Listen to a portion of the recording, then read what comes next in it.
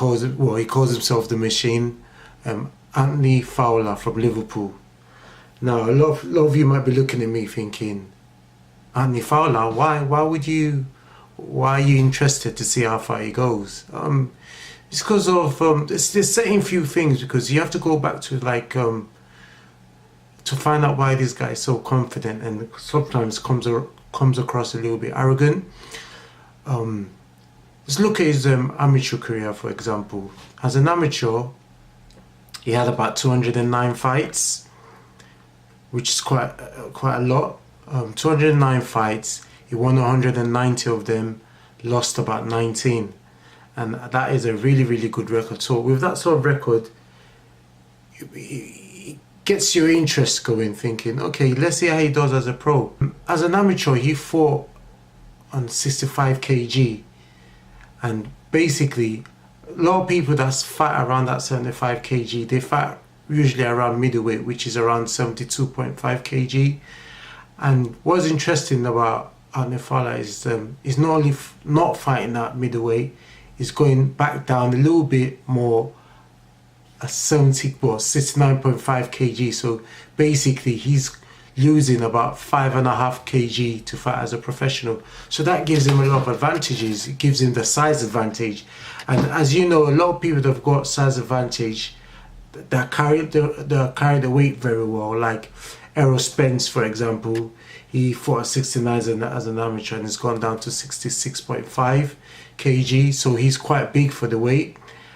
And another guy from his Liverpool, like Callum Smith, he fought at 81 kg as an amateur, didn't make it to the 2012 Olympics, but as a professional he went down to 76.5 or 76 kg as a super middleweight. So he fought as a light heavy, Callum Smith fought as a light heavy as an amateur, then bowled himself down to super middle. So he's got that advantage, and that's why he's got it's not the reason why, but it gives him an advantage of why he's become a world champion, and why he basically you can see the size difference between him and George Groves, who's also quite big as a super middleweight. George Groves is big for a super middleweight, but Callum Smith is even bigger than him as a super middleweight. So if you carry the weight properly and you're quite strong at the weight, and you go down from a big guy to go down, you're gonna have that sort of advantage. So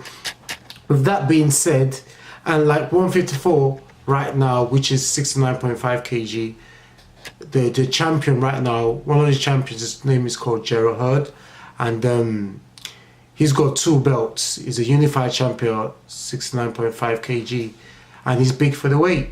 So Anthony Fowler, with that much experience, standing good stead to see how far he goes. Now, as an amateur, I'm still staying with the amateur. Anthony Fowler won bronze on the World Championships, which makes him number 3, the top 3 or top 4 in the world. And he also won bronze on the European Championships, and he won gold as a Commonwealth. So he's won things, and he won a lot of other international tournaments. And I believe, like, from the age of 15 to 25, from the age of 15 to 25, 26, he didn't lose as an amateur. For 10 years, he didn't lose. So that screams to me pedigree. So saying all that, he's got the advantage over all the other super middleweights in the country. Like right now, one of his rivals, he's actually fighting on Saturday against Scott Fitzgerald. Now with Scott Fitzgerald, he had a strong amateur pedigree as well. He won Commonwealth, but that's the only thing he won as an amateur. And then after that, he went on a slide, because he went back to the ABAs, and the guy called Cyrus Patterson beat him.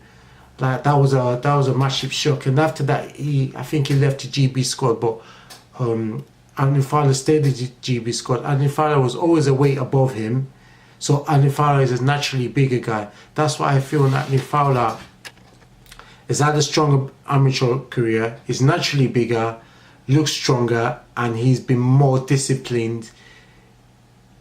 He's kept his weight. He's not ballooned up in size, and the likes of, he's sparred a few other guys, a lot of tougher guys, which I'm going to get to later on in this. And Fowler, and apparently he hits very, very hard. He looks as if, and he's got a beautiful, long, rangy jab. So if I have to choose my favorite in that fight, I feel that Andy Fowler will be a little bit too much for him. And don't forget that his trainer, Dave Caldwell, he was a good, renowned trainer, and he would have a much better game plan to get rid of Scott Fitzgerald. Another rival who just lost, but at that time, even before he lost, his name is Ted Cheeseman. I still had Andy Fowler as the favourite, mainly because I feel Andy Fowler is, like I said, with against Scott Fitzgerald, is naturally a bigger guy, and he had a much better amateur career. Ted Cheeseman did very well as an amateur, but he didn't win any senior ABAs. He kept on losing it, like in the quarterfinals or in the London finals when he fought Kevin Fowers, who was actually a good amateur, but because of his paperwork with the British and thing, that's the reason why we don't know much about him. But he was a very, very good talent. Shame, sad news, but that's for another day. Now, with Ted Cheeseman, he's come along very well, and he's come along very well as a professional, and he's one of those sort of guys that takes a few shots, but he tries to break you down. But with that being said, he's not difficult to find him, and the difference between Ted Cheeseman and Anthony Fowler uses a lot of his jabs, and Ted Cheeseman sometimes when he won the British title against Asina Byfield, he just kept on moving his head and trying to break him down body shots, but he wasn't using his jab in the beginning. It's only towards the later stages he started using his jab, and his last fight against Sergio Garcia, he neglected his jab. So that's all part of his makeup, and that's something he has to use to work on. But Andy Fowler, the thing is that he uses his jab a lot. It's quite rangy, and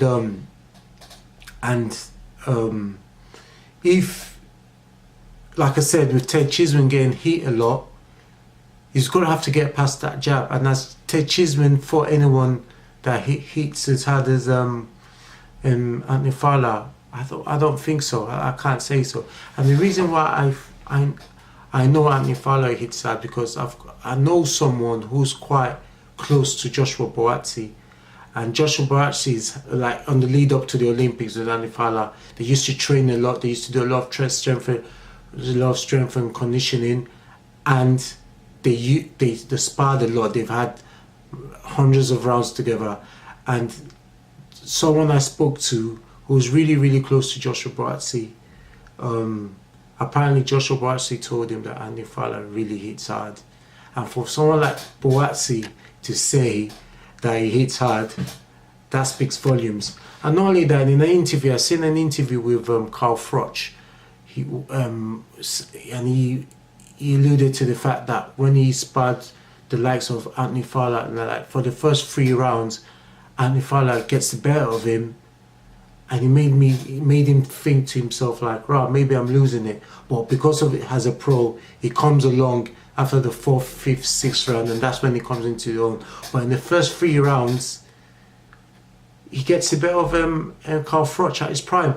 And the reason why I say at his prime, because against George Groves, Anthony Fowler was the chief sparring partner, and this is a chief sparring partner for super middleweight, and sparring the likes of Joshua Boazzi, a light heavyweight, and they both respect his power. So coming down to light middle, we're gonna feel a lot about his power. And the thing is that power says a lot. When you feel someone's power in a fight, no matter what you're good at, you're more thinking about what's coming your way. So whatever game plan that you've got, that's going to be spoiled because you're thinking, oh my God, when like for example, I sparred O'Hara Davis. Now, I feel I see myself as a strong guy, and my style is all about trying to move and break you down as well. And I felt the jab of O'Hara Davis. I said, okay, I could work with that. Then he threw a right hand and I blocked it on my gloves. As soon as I felt it on my gloves, in my head, even though he didn't touch me in my face, I thought, what the f was that? Now, I only had 4 rounds with him, but after I felt that in my gloves, I just knew that I just didn't want to feel that on my face. There's a lot of people there, a lot of people watching. I didn't want to embarrass myself, so I found myself working more on my defense and trying to avoid hitting shots and trying to be awkward and not getting hit. And whenever I see an opening, hit him. But I was losing the rounds in the sparring because I was more focused of not getting hurt. I was not as aggressive as I normally would. And I feel that's how you to be fighting the likes of someone like Anthony Fowler. I'm digressing a little bit because it's all about things. So I'm talking about domestic level here. So in terms of domestic level, I feel Anthony Fowler would be a little bit too much for the likes of Scott Fitzgerald and Ted Cheeseman, and that's my opinion anyway. And moving forward, moving above the domestic level, we've got the likes of who's going to be fighting the same card this Saturday as well, Liam Smith, and there's another guy down at the other side of the streets, Liam. What have I forgotten his name? He's now moved up to middleweight, but I reckon he'll come back down. But he fought Liam Smith as well. Liam, I'm gonna put his name down in the middle, and yeah, Liam. I'll just say Liam for now. Those are the sort of guys that I would like to see Anthony Fowler fight afterwards to see what level he is and how far he could go. But so far so good. I reckon he's got the attributes and he's got the power to take it all the way. Whether or not he would, I don't know. I speak to a lot of people in the industry. They don't believe that he's going to go all the way. They believe he's going to be found out. A lot of good names, I'm not going to say their names, but speak to a few guys who don't believe Anthony Fowler is going to make it. But I'm going to hold my reservation of that. I think he's got good chances. Whether or not he could take the shots and how well he does, he's never done 12 rounds, going down to 69.5 kg, 154 pounds, and we see. But I am very interested because he's got a big opinion. He's very confident. So I'd like to see whether it's the real deal or not. So I'm holding my reservation, but it's a light middleweight to look out for. Anthony the Machine Fowler. And the reason why they call him the Machine, apparently in the GB squad, he trained very hard. He lifts more weight, pound for pound. He was in the GB squad. He was the bigger puncher, and obviously he is one of the top guys going to the Olympics. And yeah, he didn't do as well as if we would like for him to have done. But the guy that he lost to is now light heavy right now as a professional apparently. But we'll see how it goes. But I'm predicting a stoppage and against Scott Fitzgerald, because I reckon at one stage it's gonna hit him and Scott is gonna feel that power, and especially to the body shots. It looks as if he hits hard in body shots. Dave Coldwell's got him working on the body and using his jab a lot. And there's another thing about that I actually liked about him. Why he's fighting guys who are not in his level, you could see he's learning certain things.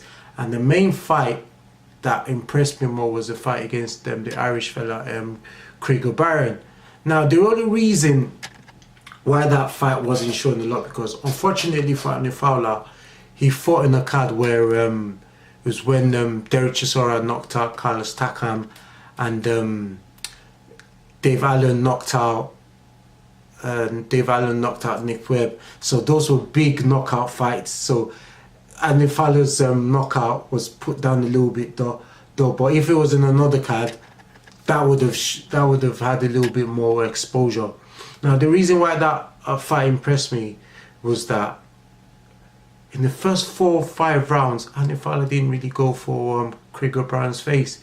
He was just jabbing him to the body, long range, and just stabbing him to the body, stabbing. So Craig got used to getting hit in the body, and I think it must have been in the 7th round. Anthony Fowler reached to see if he was going to jab for the body, which he was doing all through the other rounds. And instead of going straight to the body, he just came with a leaping left hook and knocked out Craig O'Brien. That was an impressive win.